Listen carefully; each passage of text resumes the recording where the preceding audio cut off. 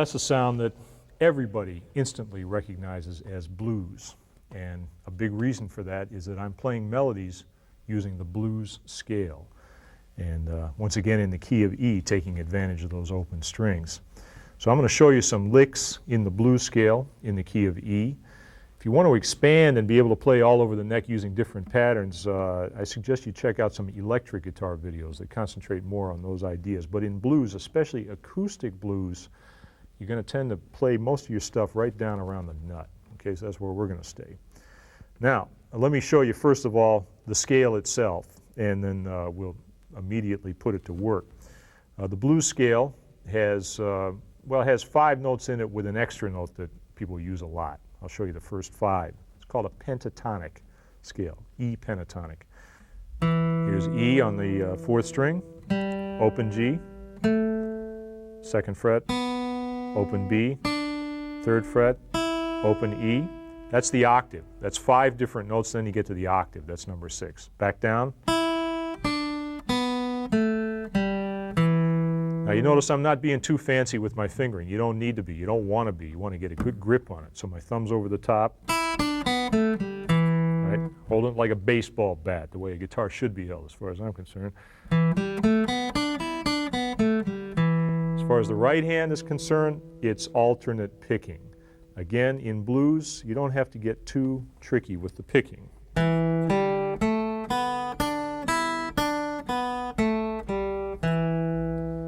A lot of players will even play mostly downstrokes. That's okay. It's the feel we're after. All right?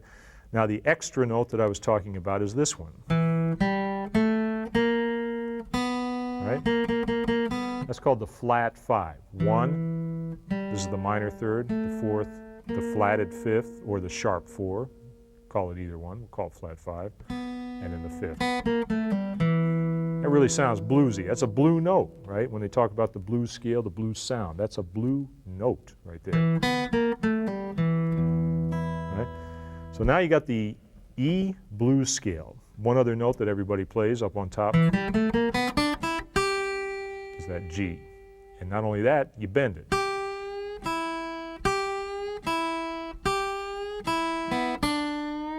And you bend that 2nd string too. It's these little subtleties that make it sound like blues. Now here's a phrase using the E blues scale.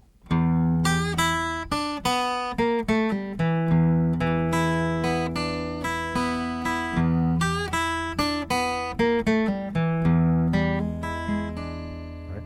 All I'm doing is playing the notes of the scale and giving it that little shuffle rhythm.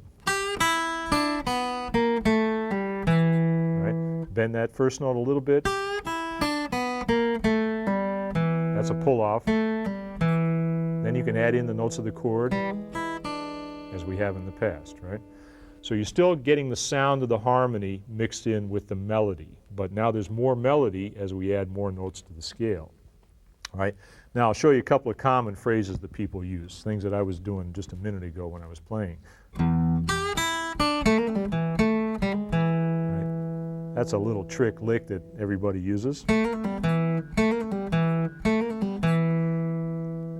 And that involves actually 2 different moves. One is a hammer-on, and then a pull-off, and another pull-off before you land on the bottom note. So pick it once, hammer, pull, pull, and then pick the next string. It's what they sometimes call a turn. In other words, it sort of turns the corner and goes back on itself. And it's the kind of thing that you can add to a phrase to make it sound real bluesy.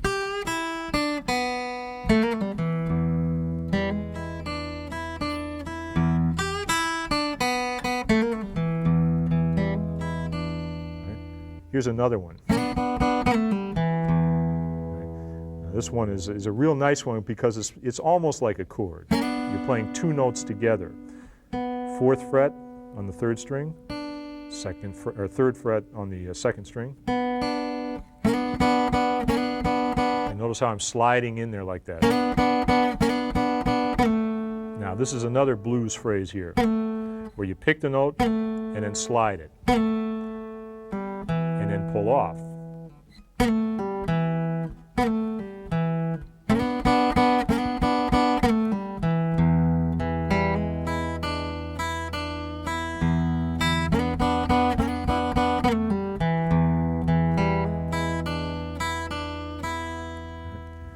So right now in the key of E, we've got some pretty traditional sounding stuff.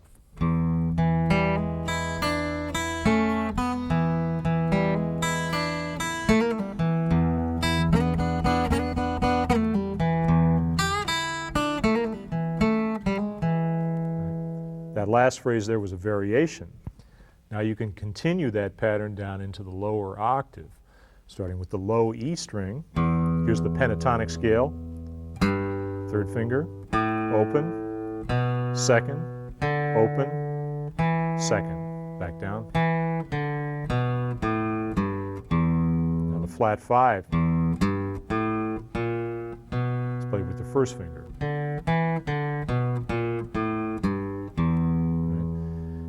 Now, because the fingering is different down in there, you don't have the same turns and phrases exactly, but you can kind of improvise around that.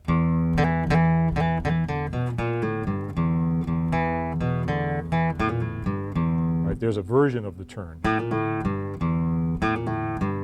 In that case, it's open string, hammer, pull, and give that note a little tug as well.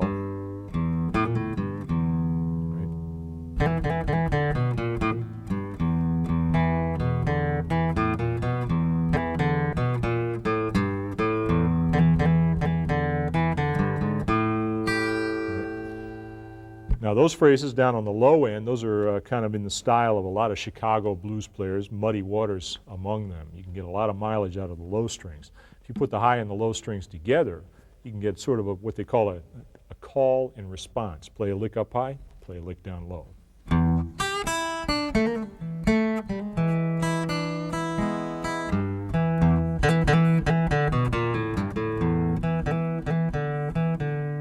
Right? You get the idea. Now, if you want to use the blues scale and play a 12-bar blues, we're in the key of E, but we have two other chords, the A chord and the B chord. So the question is, do you have to change scales when you change chords? And the answer is no, you don't. The blues scale will fit over all of the chords. When you're playing the chords, of course, and using different voicings like we've been doing, every time the chords change, you have to think of the new chord and find the right shape. But the magic of this style of playing down on the low end is that you can play the new chord and then go back to the old scale. Check it out. All right, blues in E.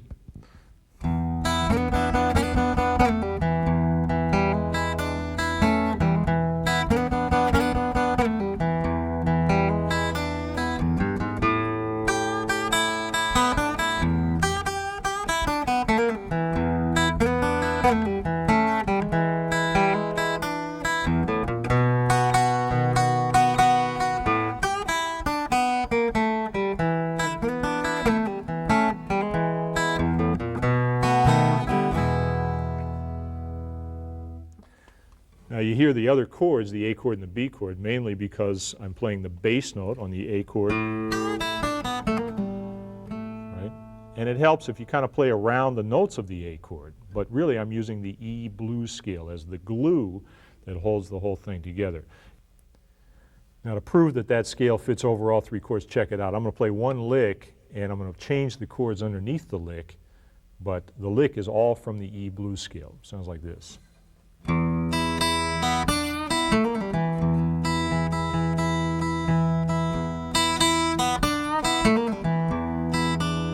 Here's A.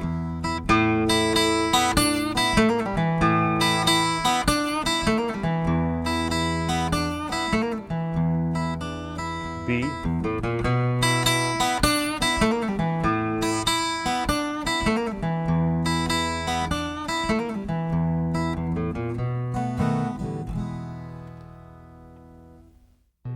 Show you one more thing here. This is something that is a real down-home lick. It goes like this. We'll take it from the 5 chord.